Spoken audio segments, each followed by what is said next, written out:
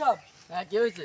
এলাকার বাইরে না হলো বুয়া মানে খালি ঠান্ডা ঠান্ডা করে আর গুলোর মতো কি দেখলে কক ঠান্ডা ঠান্ডা দর গুলোর আবার কোনতে ঠান্ডা হয়ে গেছে। ঠান্ডা? হ্যাঁ ঠান্ডা জিনিসটা আবার কি? এটা তো বুঝি না। আচ্ছা চলো এলাকান একটু প্রদর্শন করি যাই। আরে কই ঠান্ডা কই? ঠান্ডা কই এগুলো এনে কি রে? এগুলো মনে হয় এটা ঠান্ডা নামে কি তো আর এ দাঁড়া দাঁড়া এগুলো কথা বলতে হইব।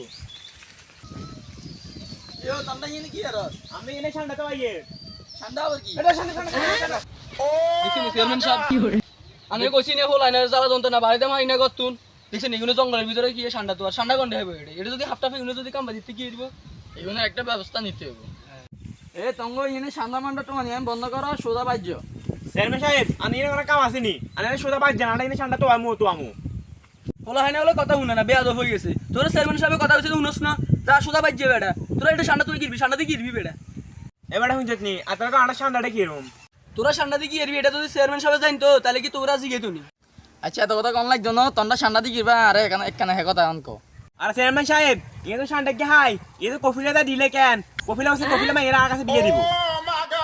ওরা ঠিক করে কথা শিখে না কফিলের মাইয়ারে বিয়ে করবো আর তোরা কজনে মিলে কফিলের মাইয়া গিয়ে বিয়ে করবি। আর কথা না কথালে সমস্যা নাই। কফিলা মাইরা বিয়ে করতে হইলে হইব।